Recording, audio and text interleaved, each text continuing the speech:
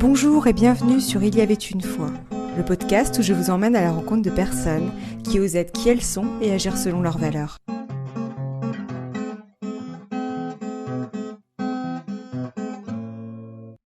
Bonjour chers auditeurs, je me réjouis de poursuivre la première mini-série avec vous. Si vous venez de nous rejoindre, je vous conseille d'écouter les épisodes précédents dans l'ordre pour mieux comprendre la nouvelle thématique. J'ai eu le plaisir d'accueillir Saveo Tomasella, docteur en psychologie, psychanalyste, chercheur et auteur de nombreux ouvrages dont l'hypersensibilité est un thème récurrent.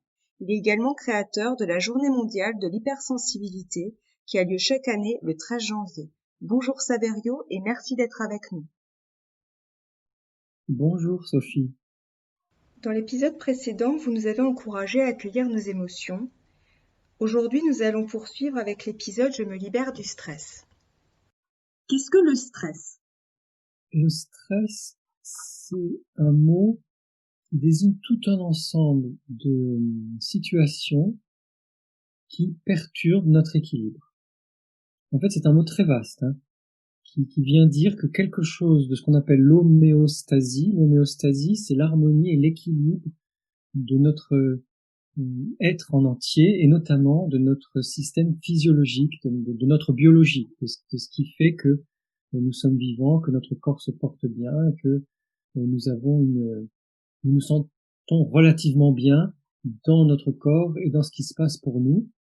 Et pour bien comprendre le stress, c'est important de savoir qu'un être vivant est sans cesse en train de maintenir un équilibre. C'est-à-dire que tout en nous se débrouille pour maintenir plus ou moins une certaine forme d'équilibre pour que nous puissions nous consacrer à ce que nous faisons. Et même la nuit, même si cet équilibre est beaucoup plus facile à accomplir, il y a une recherche par le système nerveux notamment, et par l'ensemble de notre physiologie, une recherche de cet équilibre. Donc le stress, c'est l'ensemble des facteurs, ou même le moindre facteur, qui pourrait venir perturber notre équilibre global. Donc ça, c'est la définition générale. Après, ça va être visible quand on a faim, par exemple. La faim provoque un stress. Quand on a soif, quand on est fatigué, quand il fait trop chaud ou trop froid, ou qu'il y a un changement de température, quand on a la lumière dans les yeux, quand il y a un bruit trop fort, tout ça, ce sont des stress.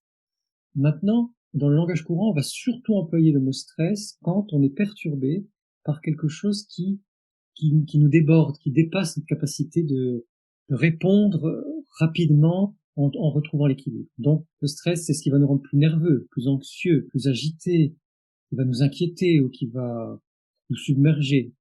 Et à ce niveau-là, il peut y avoir non seulement des signaux physiques comme la lumière, le bruit, le manque d'eau, de nourriture, etc., la chaleur, le froid, mais il y a surtout des événements relationnels ou sociaux. Une personne qui dit du mal de nous, une agression dans la rue ou dans les transports, que cette agression soit verbale ou pas, peut être physique aussi, un jugement, une critique, on nous avait demandé de faire un travail pour telle date, on avance la date de remise de notre travail, ça nous stresse, ou on a un travail à faire qui est important, on nous en rajoute un autre, puis un autre, ou au moment où on fait quelque chose, on critique notre façon de faire, et c'était vraiment pas le moment de nous faire des critiques parce que on est en plein dans le concentré pour pouvoir produire le meilleur. À la limite, on peut faire une réunion de ce qu'on appelle un débriefing après, mais c'était pas le moment propice. Et puis bien sûr, les maladies vont nous stresser, créer du stress. Alors, par rapport au stress, heureusement, le système physiologique et le système nerveux ont des capacités de réponse. Et est-ce qu'il y a du bon stress ? Alors oui, parce que les petits stress, s'ils ne sont pas trop, donc s'ils ne sont ni trop forts, ni trop répétés, ni trop rapprochés, ils sont tonifiants. Ils nous aident à nous mobiliser. Le stress pour passer un examen, qu'on appelait le trac avant, le stress c'est un mot nouveau, Avant on parlait d'appréhension ou de trac ou d'anxiété. Eh bien, c'est finalement un bon stress parce que avant de passer un examen ou un concours, on se mobilise, ou avant de passer sur scène quand on fait du théâtre, du chant, de la danse, etc. On se mobilise pour être prêt, suffisamment prêt pour répondre aux questions ou jouer le rôle qu'on a à jouer sur scène. Donc il y a une bonne part de stress, il y a une part qui est bonne dans le stress, pardon, et qui va stimuler les réponses physiologiques adaptées pour pouvoir réussir à faire quelque chose de plus difficile ou de plus impliquant que d'habitude. Et dans une des réponses du stress, donc qui est l'activation du système qu'on appelle sympathique, il va y avoir une montée d'adrénaline, donc une hormone qui nous permet de fuir. Quand les animaux ont un gros stress, ils fuient. Ou alors de rugir si on se sent suffisamment fort pour faire face à l'adversaire ou à la situation difficile. Donc ça peut être la colère, se dire, et la colère a du bon parce que c'est une façon de s'affirmer en disant non, je ne suis pas d'accord, c'est pas possible, je demande à ce que vous me respectiez, que vous me parliez autrement, ou que vous me donniez ce travail à un autre moment, ou c'est pas le moment de me critiquer, etc. C'est-à-dire que le fait d'élever la voix est déjà une réponse au stress qui est du côté de l'attaque au sens large, hein, d'affronter, de l'affrontement, d'affronter la situation, alors qu'on peut aussi préférer fuir, ce que nous avons un peu perdu, nous humains, parce qu'on nous dit que la fuite c'est lâche, mais pas du tout. En fait, il y a des situations dans lesquelles il vaut mieux partir. Donc ça, c'est une des réponses au stress, quand il est plutôt bon, c'est-à-dire quand il est stimulant, mais que ça dépasse la limite de ce qui est supportable pour nous. Avons-nous toujours conscience de notre stress? Oui et non. C'est-à-dire qu'il peut y avoir des stress larvés qui vont provoquer des anxiétés peu perceptibles. On se rend peu compte que finalement, depuis des jours et des jours, on est dans une espèce d'anxiété ou de nervosité, parce que l'ambiance est mauvaise au travail, ou parce qu'il y a une tension dans le couple qui n'a pas été résolue. Donc finalement, il y a un stress de fond qui est là, ou qu'on habite à côté d'une route qui est passante, d'une rue qui est passante, et il y a du bruit, donc finalement on croit qu'on s'y habitue, mais le corps est stressé en permanence, et cette habitude fait qu'on s'en rend peu compte, donc on oublie, alors qu'en fait le stress est vraiment là. En dehors de ces situations, généralement le stress va provoquer justement des réactions corporelles, tremblements, sueur, palpitations, angoisse, nausées, enfin des choses assez désagréables, et c'est bien, parce que ça veut dire que le corps nous envoie des messages pour qu'on bouge, pour qu'on fasse quelque chose.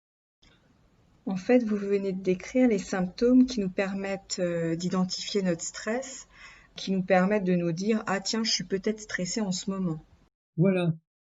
C'est déjà un grand pas quand nous avons pu identifier à travers ces manifestations, corporelles d'abord, et puis qui peuvent devenir émotionnelles après, hein, ou psychiques, de repérer à travers ces manifestations qu'il y a quelque chose qui perturbe notre équilibre, et que donc notre corps demande à corps et à cri que nous rétablissions cet équilibre, que nous trouvions comment rétablir cet équilibre.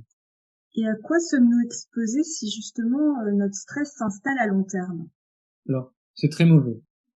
Tout à l'heure, je vous expliquerai comment on peut éliminer le stress, ou en tout cas baisser le niveau de stress, mais si c'est possible, le mieux c'est de l'éliminer. Mais c'est très mauvais que le stress s'installe parce que il va y avoir une production. L'adrénaline, c'est l'hormone qui est produite quand il y a un stress aigu pour pouvoir combattre ou fuir. Mais s'il y a un stress qui s'installe, ça devient un stress chronique, et à ce moment-là, c'est le cortisol qui prend le relais. C'est une hormone qui nous permet de faire face à la douleur, parce que ça devient de la douleur, un stress chronique, et de moins sentir cette douleur. Le problème, c'est que si le cortisol nous aide à moins sentir la douleur, il va émousser le reste de notre sensibilité et de certaines autres réactions, d'ailleurs, physiologiques, et notamment, ça fait baisser l'immunité. C'est-à-dire que notre corps ne peut pas à la fois lutter contre le stress et lutter contre les agents pathogènes qui sont les microbes, les virus ou les maladies et autres qui pourraient survenir dans notre organisme. Donc la première chose grave qui arrive quand on est stressé de façon durable, c'est qu'on met en péril sa santé à cause d'une chute de l'immunité. Et c'est pour ça, je me permets de le dire, que la communication alarmiste qui a eu lieu pendant toute la crise sanitaire liée au coronavirus est une aberration de la part des politiques et de leurs conseillers scientifiques, parce que nous savons très bien que ça augmente le stress, ça augmente l'anxiété et que ça invalide notre immunité, alors qu'au contraire, nous aurions besoin dans cette phase-là, toutes et tous, de développer une meilleure immunité. Après, une fois que le stress chronique s'est installé, non seulement l'immunité baisse, mais l'inflammation nerveuse augmente. Et l'inflammation dans le corps est nerveuse au départ, mais elle peut aussi atteindre certains organes. Il y a un corps enflammé, un corps qui a de l'inflammation, c'est un corps qui va développer des maladies durables, des maladies dégénératives, des cancers, des maladies psychosomatiques et autres. Donc le stress est de toute façon une très mauvaise chose pour notre corps, sauf comme on l'a vu tout à l'heure, quand il est bénéfique, il est ponctuel. Et il nous encourage à mener une action au mieux de toutes nos ressources, de toutes nos potentialités, mais c'est une action qui a une durée limitée. Un examen, un concert, un dîner, j'en sais rien, une conférence, une course sportive, ça a une durée limitée, et après on se repose, et c'est fini, on n'est plus en stress. Et quand le stress s'installe, il est vraiment très mauvais pour notre santé et pour notre équilibre. Si je rebondis par rapport à ce que vous venez de nous partager, nous avons tout intérêt à nous en libérer et ce le plus tôt possible avant qu'il s'installe.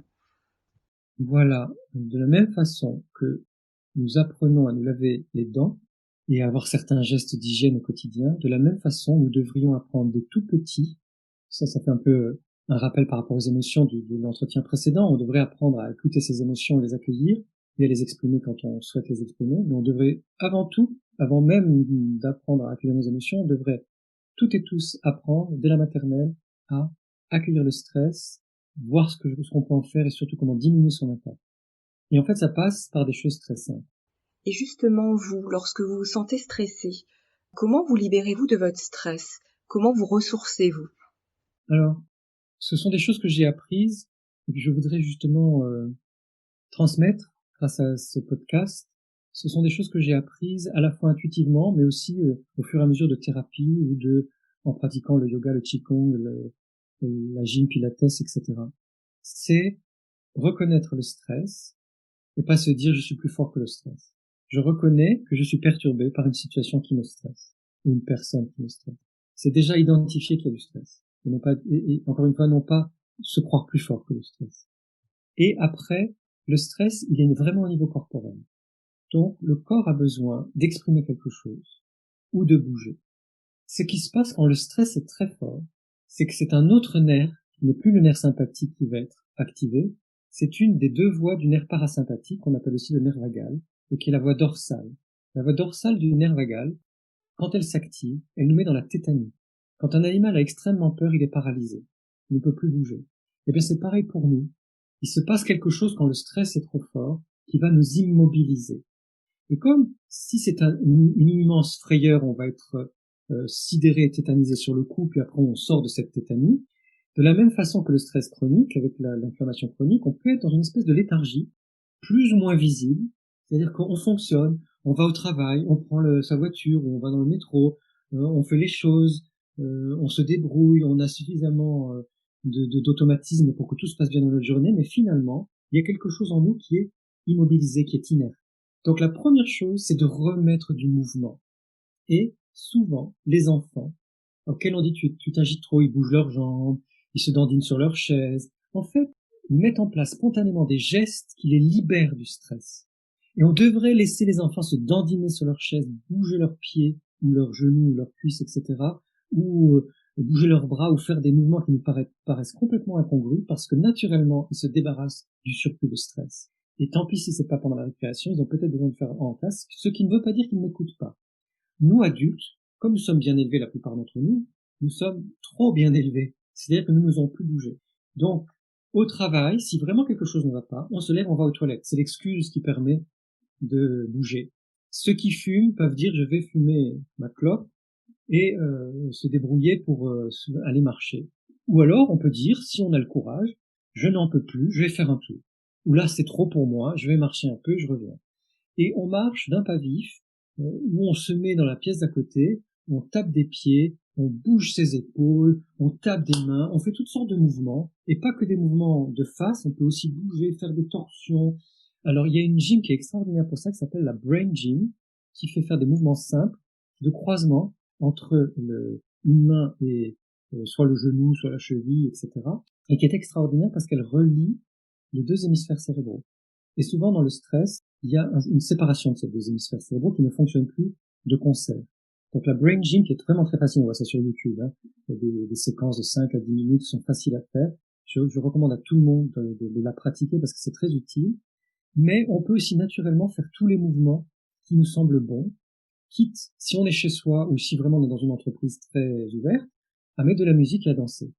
Quelle que soit la musique, quelle que soit la forme de danse, on danse librement, on se fait plaisir, on se fait du bien, on redevient un peu animal pour bouger son corps. Ça, c'est quand on a vraiment besoin de sortir un gros stress. Si au contraire, on sent que c'est moins grave que ça, que c'est moins profond que ça, on va chercher à réactiver l'autre partie du nerf vagal, qui s'appelle le nerf vagal ventral.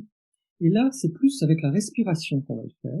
Et la chose à connaître de la respiration, qui contre une idée reçue, c'est qu'il est nécessaire de souffler longtemps et lentement. Parce qu'il y a des expressions en français et en anglais, je ne connais pas comment c'est dans les autres langues, qui disent « take a deep breath ». Prenez une grande respiration. Et j'ai lu nombre d'études de différents chercheurs dans différents pays dire que c'est une aberration. Prendre une grande inspiration, c'est bien quand on fait de la gym, parce que on s'oxygène un peu plus. Mais quand on est stressé, et là on parle du stress, le corps a besoin d'évacuer le stress, d'évacuer ce qui ne va pas. Et donc, le conseil de tous les chercheurs, de tout ce que j'ai lu, et même des profs de yoga, de qigong et d'arts martiaux, c'est de souffler lentement, longuement. On souffle, et après, on prend pas d'air. On laisse, on attend un petit peu, on souffle, on attend un petit peu, on laisse les rentrer. Vous avez vu ou entendu, ça se fait tout seul. On fait ça plusieurs fois. On peut le faire plus ou moins lentement. Si on commence pas très lentement, on essaye de ralentir progressivement. Et c'est cette respiration tranquille, en insistant sur le souffle, sur l'expiration, qui va ramener le calme. On n'est pas obligé de le faire beaucoup. On le fait 2-3 minutes, et on peut reprendre plusieurs fois dans la journée. Sinon, parler, chanter, faire du théâtre active le nerf vagal ventral. Donc, parler à du bon, même si c'est simplement pour raconter une petite histoire drôle ou oui drôle pourquoi pas, ou simplement comment on a fait la cuisine la veille au soir, ou parler du temps, ça peut paraître superficiel, mais ça fait du bien de parler. Ou alors on chantonne. Voilà, toutes sortes de choses qui peuvent aider. On peut aussi se frotter les mains, frotter les bras, reprendre contact doucement avec soi, fermer les yeux. Tout ça, ça active le nerf vagal ventral, celui de la confiance en soi. L'activation du nerf vagal central correspond à la confiance en soi, au lien et au sentiment de fiabilité. On se sent bien, on se sent protégé. Donc voilà ce que j'essaye de faire en ce qui me concerne. Moi, j'avoue que comme je suis musicien, la musique m'aide énormément. Dès que je mets de la musique, ça me calme. Et je chante, et je danse, voilà, c'est très lié pour moi à la musique, mais enfin, j'aime aussi beaucoup bouger. Quelque part, en fait, il faut extérioriser ce qu'on a à l'intérieur de soi pour libérer ce stress. Voilà. La première idée, c'est de remettre du mouvement, avant même d'essayer d'extérioriser. C'est de remettre du mouvement, quel qu'il soit. Et la deuxième idée, c'est on essaie d'expulser, d'extérioriser ce stress. Puis, troisième étape, de ramener, notamment avec la respiration ou avec des mouvements de caresse doux, des choses comme ça, de l'autocontact. On ramène la confiance, on ramène quelque chose de plus calme, de plus serein, de plus tranquille.